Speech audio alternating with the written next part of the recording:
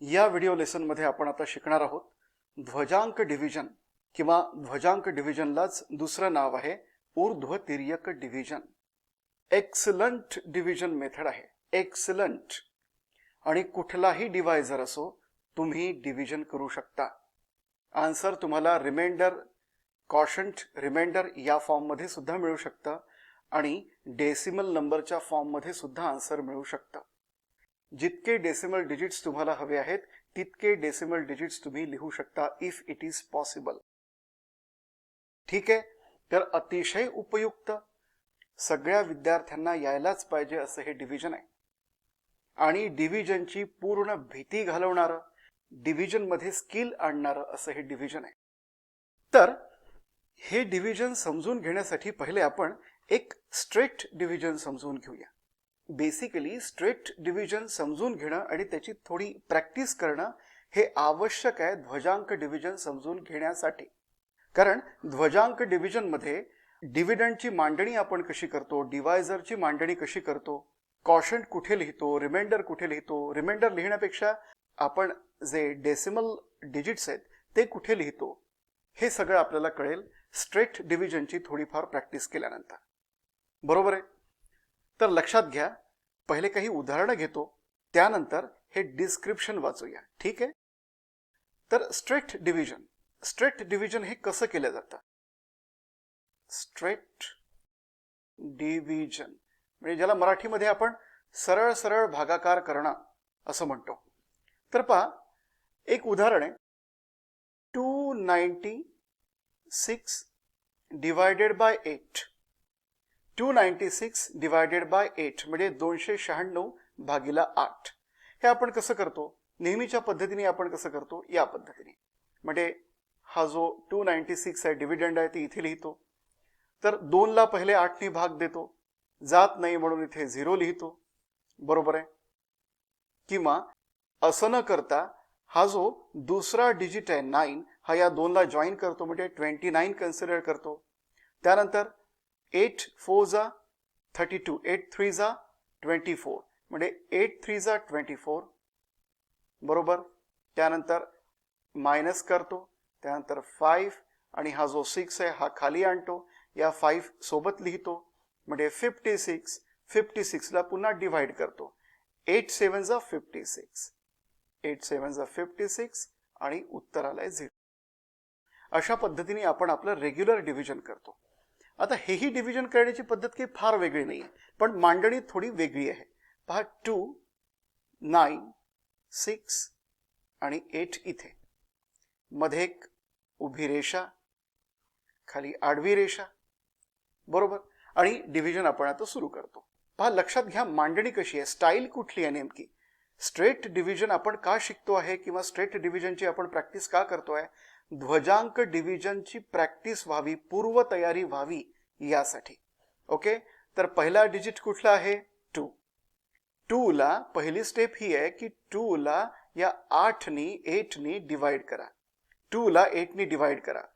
सगळ्यांना माहिती आहे 2 हा 8 पेक्षा लहान आहे, डिवाइड होऊ शकणार नाही, तरी पण कोशंट 0 येणार आहे. ओके. सो 8 चा 2 ला भाग जात नाही म्हणून कोशंट आहे 0 आणि रिमाइंडर आहे 2. तर हा जो कोशंट 0 आहे हा लिहायचा आहे आपल्याला 2 च्या खाली, आणि हा जो रिमाइंडर 2 आहे, लक्षात घ्या, आता केअरफुली पहा, हा जो रिमाइंडर 2 आहे तो रिमाइंडर 2 आपल्याला लिहायचा आहे, हा जो नेक्स्ट डिजिट आहे 9 याला प्रिफिक्स म्हणून लिहायचा आहे. या 9 ला प्रिफिक्स करायचा आहे. हा जो 2 आहे रिमाइंडर 2 हा 9 ला प्रिफिक्स करायचा आहे. बरोबर आहे. प्रिफिक्स लिहिणं किंवा प्रिफिक्स करणं म्हणजे काय की दिलेल्या संख्येच्या अगोदर लिहिणं म्हणजे प्रिफिक्स. बरोबर. पण थोडाशा खालच्या लेव्हलला लिहायचं आहे. आता याला तुम्ही वाचायचं आहे 29. 2 आणि 9 असं सेपरेटली तुम्ही वाचायचं नाही, याला वाचायचं 29.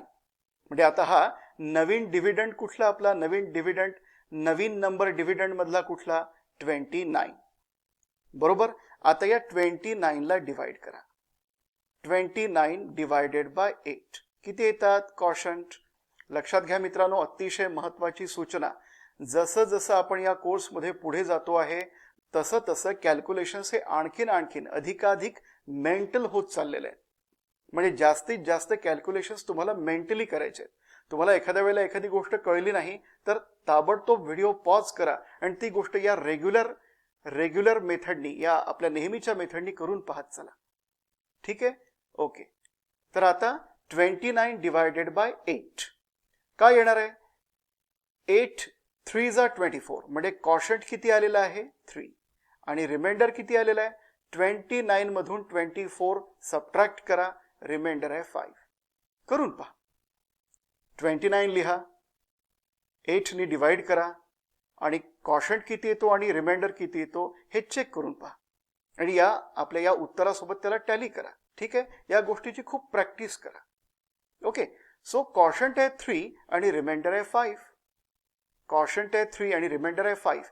तर कॉशंट लिहायचा या 29च्या खाली आणि रिमाइंडर 5 कुठे लिहायचा? प्रिफिक्स म्हणून लिहायचा.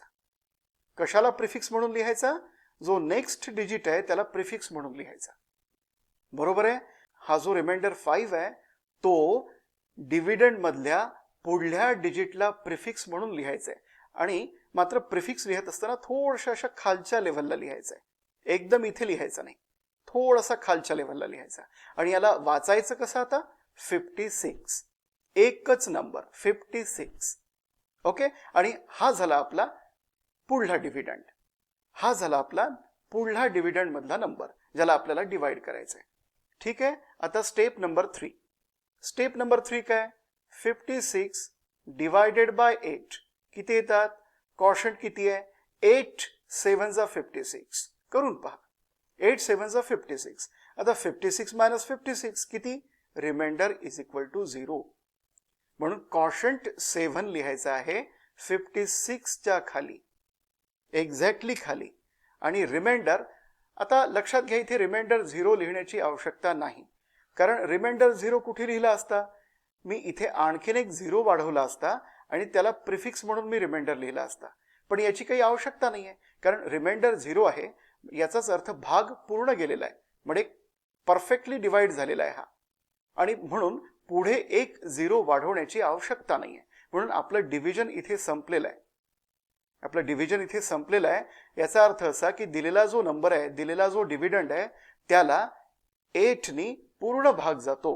म्हणजे इंग्लिशमध्ये आपण असं म्हणू शकू की 296 given dividend is completely perfectly divisible by given divisor 8.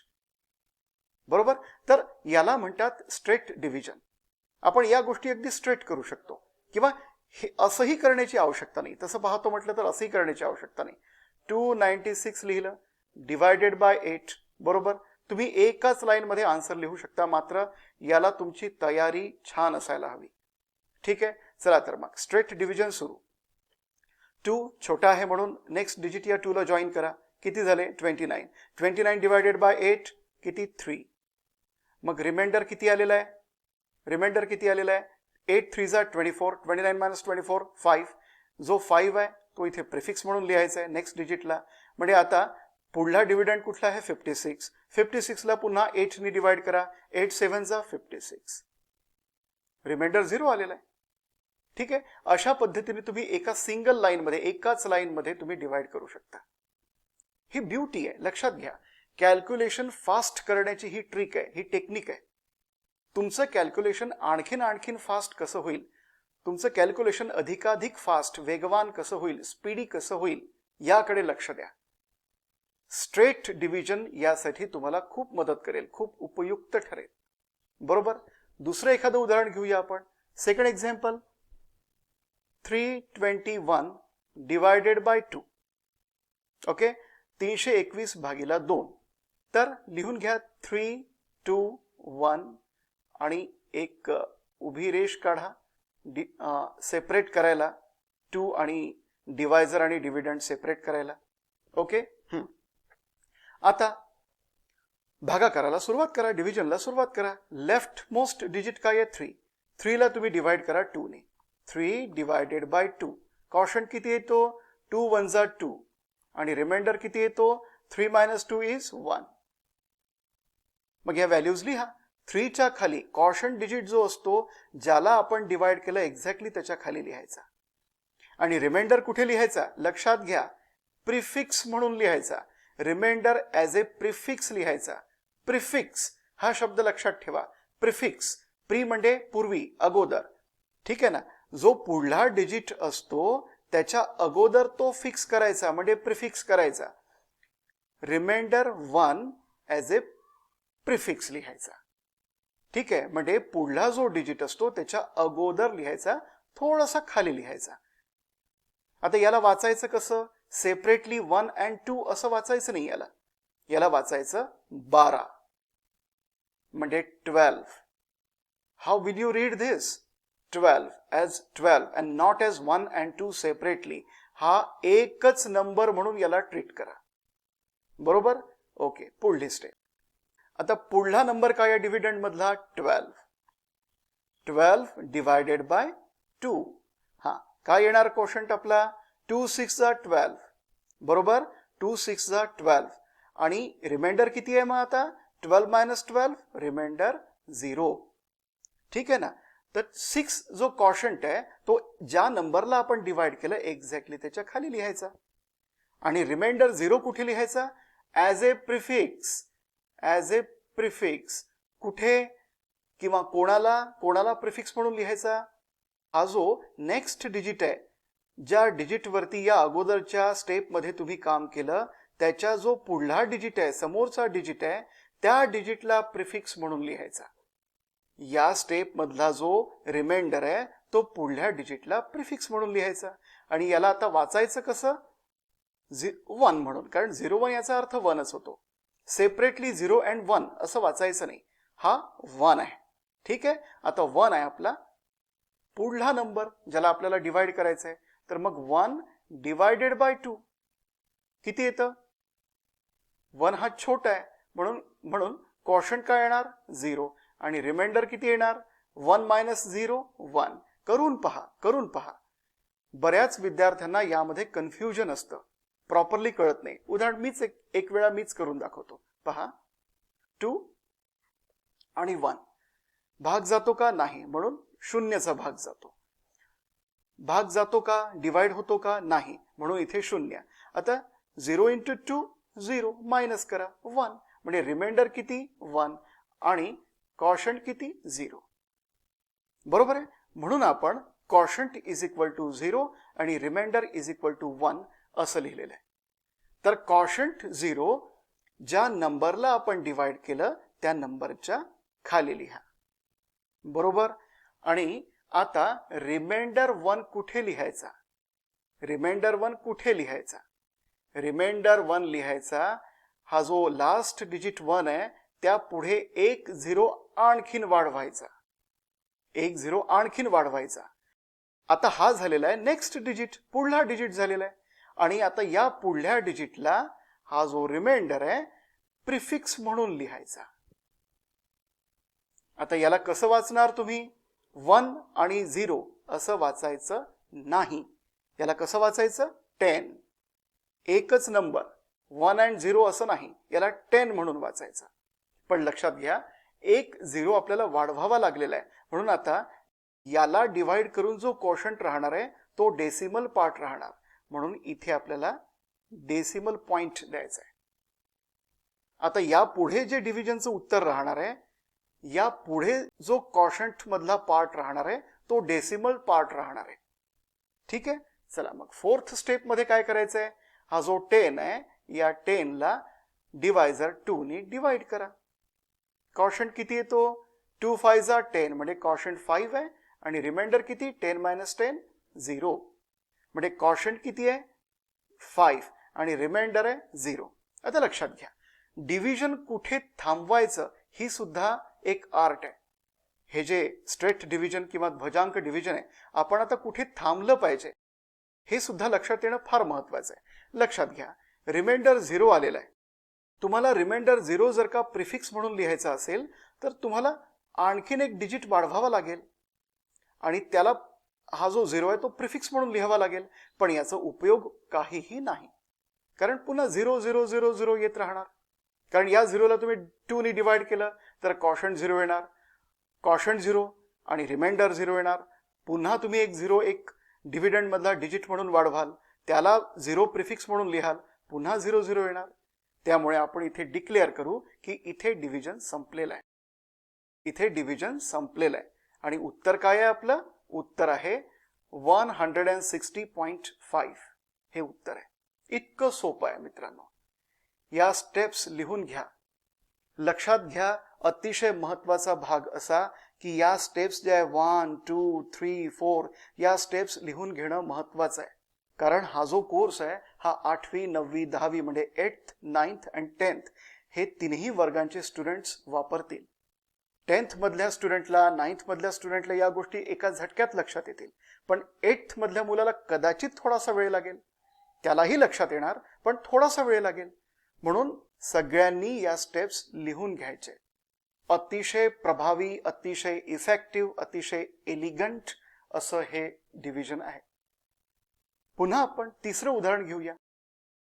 Third example is कुठलंही पण एखादा डिव्हिडंड घेऊया. 3 9 2 1 7 डिवायडेड बाय 9. पहा, सुरुवातीला स्ट्रेट डिव्हिजन शिकत असताना आपण फक्त डिवायझर सिंगल डिजिटच घेणार आहोत. का? हे पुढल्या व्हिडिओ लेसन मध्ये तुमच्या लक्षात येईल. ठीक आहे. तर स्ट्रेट डिव्हिजनची पद्धत, त्याची मांडणी, त्याचं सेटअप हे लक्षात येण्याकरता किंवा त्याची स्टाईल लक्षात येण्याकरता आपण सिंगल डिजिट डिवायझरच घेणार आहोत आणि यावरती प्रॉपरली पहिले मास्टरी करणार आहोत. हे प्रॉपरली समजून घेणार आहोत, यावरती मास्टरी करणार आहोत. त्यानंतर मग 2 डिजिट्स डिवायझर, 3 डिजिट्स डिवायझर हे शिकणार आहोत. ठीक आहे. तर 3 9 2 1 and 7 हा डिव्हिडंड आहे. 9 म्हणजे डिवायझर इथे लिहा. इथे एक मी उभी रेष काढतो डिवायझर आणि डिव्हिडंडला सेपरेट करण्याकरता. ठीक आहे. तर आता आपलं डिव्हिजन सुरू होणार.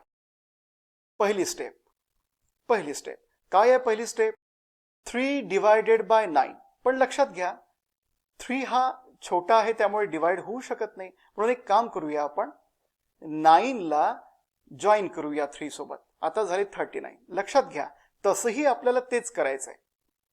कसं तेही समजून सांगतो. 3 ला तुम्ही 9 ने डिवाइड करा. कॉशंट किती आहे? 3 छोटा आहे 9 पेक्षा म्हणून कॉशंट डेफिनेटली 0 येणार आणि रिमाइंडर किती येणार? 3 येणार. मग कॉशंट 0 मी या 3 च्या खाली लिहितो कारण या 3 ला डिवाइड केलेला आहे म्हणून. आणि रिमाइंडर 3 कुठे लिहितो? पुढला जो डिजिट आहे 9 त्याला प्रिफिक्स म्हणून लिहितो आणि याला आपण काय वाचतो? 39.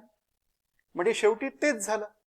तर अगोदरच तुम्ही पहिल्या स्टेपमध्ये हा जो 9 आहे हा 3 ला जॉईन केला असता आणि 39 ला डिवाइड केलं असतं तर ही स्टेप तुम्ही वाचली असती. शेवटी हे सगळं आपण मॅथमॅटिक्स आपल्याला आणखीन सोपं जावं, आपलं कॅल्क्युलेशन आणखीन वेगवान व्हावं म्हणूनच करतोय ना. म्हणून या स्टेपवरून, या पहिल्या स्टेपवरून तुम्ही जम्प करू शकता डायरेक्ट या 39 वरती. ठीक आहे. या पुढले डिव्हिजन्स आपण याच पद्धतीने करणार आहोत. पहिला डिजिट जर का डिवायझर पेक्षा लहान असेल तर डिव्हिडंड मधल्या पहिल्या डिजिटला डिव्हिडंड मधला दुसरा डिजिट आपण जॉईन करणार आणि तो कन्सिडर करणार पहिला नंबर म्हणून. ठीक आहे. डिवाइड करण्यासाठीचा पहिला नंबर. ओके. सो आता स्टेप नंबर 2 39 3 या स्टेप मधला रिमाइंडर 3 हा प्रिफिक्स म्हणून आपण लिहिलेला आहे आणि याला वाचलेलं कसं आहे? 39. 3 आणि 9 असं सेपरेटली वाचलेलं नाही, आपण 39 असं वाचलेलं आहे. तर याला काय वाचायचं आहे तुम्ही? 39. तर आता 39 आहे आपला पुढला नंबर ज्याला आपल्याला डिवाइड करायचा आहे 9 ने. ठीक आहे. सो 39 डिवायडेड बाय 9 किती? कॉशंट इज इक्वल टू कॉशंट किती? 9 4 36 म्हणजे 4. येस करेक्ट आहे. 9 3 27, 9 4 36, 9 5 45 म्हणजे 9 4 36 असा तो भाग जातो, असा आपण डिवाइड करतो. ठीक आहे. तर 39 मायनस 36 किती? रिमाइंडर किती? 3. आता कॉशंट 4 आहे आणि रिमाइंडर 3 आहे या सेकंड स्टेप मध्ये. तर कॉशंट 4 कुठे लिहायचा? ज्या नंबरला आपण डिवाइड केलं त्या नंबरच्या खाली लिहायचा. आणि रिमाइंडर 3 कुठे लिहायचा? या पुढला जो डिजिट आहे 2 त्याला प्रिफिक्स म्हणून लिहायचा. 3 या स्टेप मधला सेकंड स्टेप मधला जो रिमाइंडर 3 आहे तो 3 आपण कुठे लिहिला? प्रिफिक्स म्हणून लिहिला. कशाला प्रिफिक्स म्हणून लिहिला? जो पुढला डिजिट आहे 2 त्याला प्रिफिक्स म्हणून लिहिला. आणि याला वाचायचं कसं?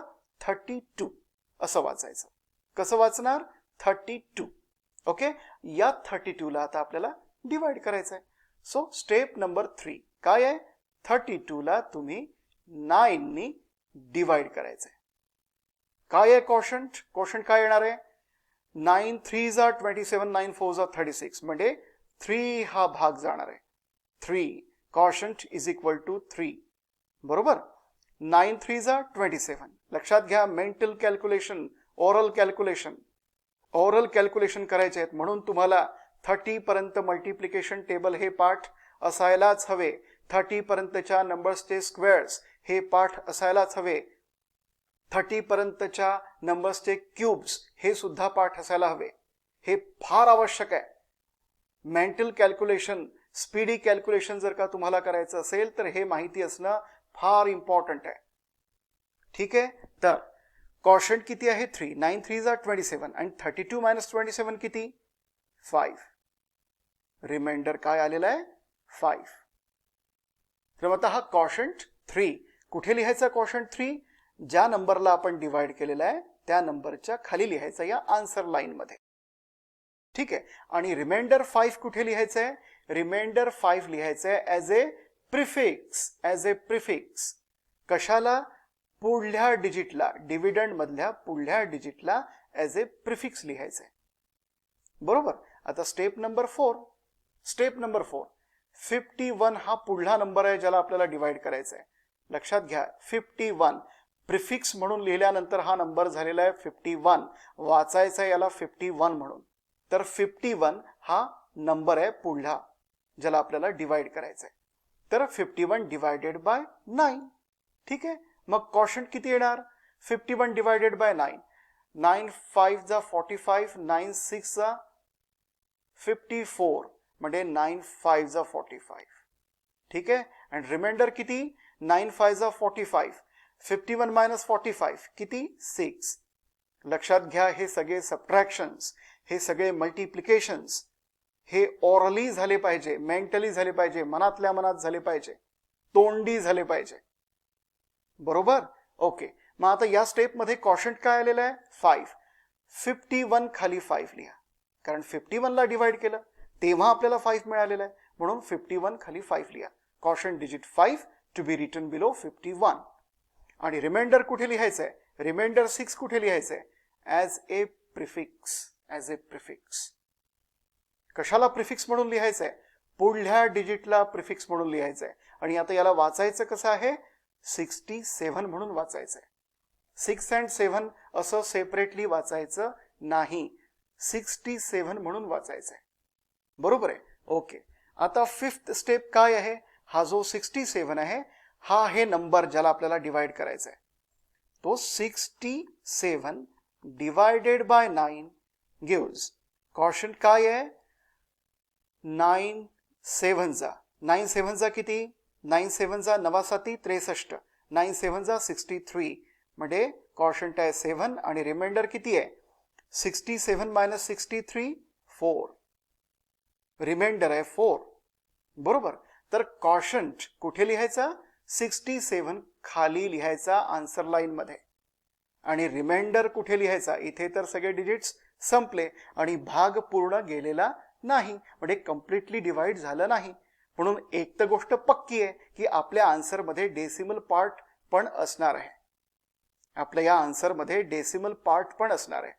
म्हणून पुढे आणखीन एक 0 वाढवायचा. पुढे आपण आणखीन एक 0 वाढवला. आता हा 0 आहे या डिव्हिडंड मधला पुढला डिजिट. आता या 0 ला हा जो रिमाइंडर 4 आहे ॲज ए प्रिफिक्स म्हणून लिहायचं आहे. ठीक आहे, या प्लेस मध्ये आपण 0 वाढवलेला आहे. म्हणून ही प्लेस आणि या पुढल्या प्लेसेस यामध्ये जितके आपण कोशंट डिजिट्स लिहू ते राहतील डेसिमल डिजिट्स. म्हणून इथे तुम्हाला पॉइंट लिहायचा आहे. ठीक आहे ना? ज्या डिजिट नंतर तुम्ही 0 वाढवलेला आहे त्या डिजिट नंतर तुम्हाला एक डेसिमल पॉइंट द्यायचा आहे. आता या पुढले जे क्वॉशंट डिजिट्स आपण इथे लिहू ते सगळे डेसिमल डिजिट्स राहतील आन्सर मधले. ओके, सो आता 6th स्टेप मध्ये काय करायचंय, 40 याला कसं वाचायचंय, मागच्या स्टेप मधला रिमाइंडर 4 जो आहे तो प्रिफिक्स म्हणून लिहिला. कशाला, 0ला. 0 आपण वाढवलेला आहे. मूळ डिव्हिडंड मध्ये, ओरिजिनल डिव्हिडंड मध्ये हा 0 नव्हता. आपल्याला डेसिमल नंबर मध्ये आन्सर हवाय म्हणून आपण हा 0 वाढवला. ओके, आणि या 0ला प्रिफिक्स म्हणून 4 लिहिला. आता याला वाचायचं कसं, 40 हा 40 आहे नंबर ज्याला आपल्याला आता डिवाइड करायचं आहे. 40 डिवायडेड बाय 9. ठीक आहे, किती येणार, क्वॉशंट इज इक्वल टू 9 4 जा 36. ठीक आहे, 9 4 जा 36. 40 मायनस 36 रिमाइंडर किती, 40 मायनस 36 रिमाइंडर 4. या 6व्या स्टेपमध्ये, 6 स्टेपमध्ये क्वॉशंट किती आलेला आहे, 4. कशाला डिवाइड करून आलेला आहे, 40ला. म्हणून 40च्या खाली क्वॉशंट 4 लिहा आणि रिमाइंडर 4 कुठे लिहिणार, आणखीन एक 0 वाढवा.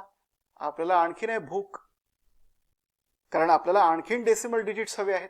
म्हणून एक 0 आपण वाढवला आणि या 0ला आता हा जो रिमाइंडर 4 आहे तो ॲज ए प्रिफिक्स म्हणून लिहिला. पुन्हा 40 आलेला आहे. हा जो 40 आहे या 40ला आपल्याला आता डिवाइड करायचं आहे. So 40 divided by 9. 7 स्टेपमध्ये 40 डिवायडेड बाय 9. सेम आन्सर येणार आहे. Quotient is equal to 4 and remainder is equal to 4. ठीक आहे, सेम आन्सर, सारखंच उत्तर. Quotient 4 remainder 4. या 40 खाली 4 लिहा आणि इथे आणखीन एक 0 वाढवा. आपल्याला आणखीन हवाय. आणि जो रिमाइंडर 4 आहे मागच्या स्टेप मधला तो ॲज ए प्रिफिक्स म्हणून लिहा. आता याला वाचा 40. काय वाचणार, 40. बेसिकली काय होतं की जो रिमाइंडर असतो त्या रिमाइंडरला आपण 10 नी मल्टिप्लाय करतो. आलं उत्तर 40. आणि पुढला जो डिजिट असतो ना त्या पुढल्या डिजिट मध्ये तो ऍड करतो म्हणजे 40. हा आहे, हा जो नंबर आहे ना हा आहे तो नंबर. इथे पहा, उदाहरण इथे पहा, इथे 2 आहे. ठीक आहे, या 2 ला आपण हा जो 3 आहे ॲज ए प्रिफिक्स लिहिला. तर 32 आपण याला का वाचतो, 32 याला आपण या करता वाचतो की हा जो 3 आहे, रिमाइंडर 3 आहे, याला पहिले आपण 10 नी मल्टिप्लाय करतो. ठीक आहे ना, कारण प्रत्येक 2 प्लेसेस मधलं अंतर किती असतं, 10 to the power 1. 10 to the power 1 म्हणून या 3ला आपण 10 नी मल्टिप्लाय करतो. उत्तर आलं 30. आणि हा जो 30 आहे हा 30 नेक्स्ट डिजिट मध्ये म्हणजे या ठिकाणी 2 मध्ये आपण ऍड करतो आणि मग आपल्याला मिळतं 32. म्हणून आपण हा जो नंबर आहे असा वाचतो 32. तर आता हे सगळं अवॉइड करतो आपण आणि डायरेक्ट आपण काय म्हणतो, 32. डायरेक्ट आपण काय वाचतो, 32. हे कारण आहे बेसिकली त्या मागचं की आपण 32, 51, 67 असं का वाचतो. मागच्या स्टेप मधला रिमाइंडर आपण ज्यावेळेला पुढल्या डिजिटला ॲज ए प्रिफिक्स म्हणून जोडतो तेव्हा त्या 2 डिजिट्सला एक संख्या म्हणून आपण वाचतो. प्रिफिक्सला टेन्स प्लेस डिजिट किंवा हायर प्लेस डिजिट आणि जो ऑलरेडी जो डिजिट आहे तिथे त्याला युनिट्स प्लेस डिजिट म्हणून आपण ट्रीट करतो. बरोबर, आणि तसा तो नंबर आपण वाचतो. We read that number that way. जे इंग्लिश मीडियमचे विद्यार्थी आहेत त्यांना 2-3 वाक्यामध्ये अगदी थोडक्यात इंग्लिशमध्ये समजावून सांगतो. See friends, we read this as, let us take same example, okay? We read this as 32. Why do we read this as 32? See, this is 3, which is the remainder of the last step. Okay, what we have done exactly? We multiplied this remainder by 10 and the answer is 30 and we add that 30 to next digit 2. See here, 30 plus 2, 32. Okay, this is the basic reason why we read like 32 and so on. Okay, so remainder is multiplied by 10 and after multiplication with 10 that remainder is added to the next digit. But to avoid these steps we directly write this 3 as a prefix to the next digit and read it like this. Okay, 32, 51, 67 like this. This is the basic reason behind it. Okay, so आता इथे जो number आहे 40 आलेला आहे त्याला पुन्हा आपल्याला divide करायचं आहे. पण एक गोष्ट लक्षात घ्या, 40ला 9 ने डिवाइड केलं 4 आलं, याही 40ला 9 ने डिवाइड केलं 4 आलं. असंच आपल्याला 40ला जर या ठिकाणी डिवाइड केलं तर 4 येणार, इथे 4 येणार, पुन्हा 4 4 4 4 असं येणार. त्यामुळे आपण 2 डेसिमल प्लेसेस पर्यंत आन्सर काढून इथे थांबून जाणार. ठीक आहे, कारण आपल्याला माहिती आहे की कितीही डिवाइड करत गेलं तरी पण आन्सर हे 4 4 4 4 येणार. म्हणून इथे आपण थांबूया आणि आपलं आन्सर काय आहे 4357.44 हे आपलं आन्सर आहे. तर मित्रांनो, व्हिडिओ तुम्ही पॉज करा आणि हे डिव्हिजन, या पूर्वीचे डिव्हिजन्स, हेही डिव्हिजन, सगळ्या स्टेप्स ह्या प्रॉपरली काळजीपूर्वक लिहून घ्या. लक्षात ठेवा, या डिव्हिजन सारखं दुसरं डिव्हिजन नाही. तुम्हाला यावरती मास्टरी मिळाल्यानंतर तुम्हाला वाटेल, तुमच्या फिलिंग्स असतील, भावना असतील की खरंच मला काय शिकायला मिळालंय. पुन्हा एकदा सांगतो, व्हिडिओ तुम्ही स्टॉप करायचा नाहीये. जर स्टॉप केला तर तुमचा एक व्ह्यू चालला जाईल. म्हणून व्हिडिओ पॉज करायचा आणि या गोष्टी लिहून घ्यायच्या. तुम्ही व्हिडिओ रिव्हर्स पण करू शकता, रिवाइंड पण करू शकता आणि तीच गोष्ट वारंवार पाहू सुद्धा शकता. ओके, सो आता पुढल्या व्हिडिओ लेसन मध्ये आपण शिकणार आहोत की जर डिवायझर 2 डिजिट असेल तर काय करायचं. ओके, आणि त्यामध्ये मात्र आपल्याला काही नवीन कन्सेप्ट शिकावे लागतील. Flag digit, actual divisor, net dividend, gross dividend and so on. थोडक्यात हा जो आपण 32 म्हणून वाचतो ना, त्याला ग्रॉस डिव्हिडंड म्हटलं जातं. या व्हिडिओमध्ये मुद्दामून मी तो शब्द वापरला नाही, कारण पुढल्या व्हिडिओमध्ये नव्याने आपल्याला ते शिकायचं आहे. हा जो 32 आहे, हा 39 आहे, असं जे वाचतो की नाही आपण, 51 आहे, 67 आहे, 40 आहे, याला ग्रॉस डिव्हिडंड असं म्हटलं जातं. ठीक आहे, पुढल्या व्हिडिओमध्ये या गोष्टी अगदी इन डिटेल आपण पाहणार आहोत.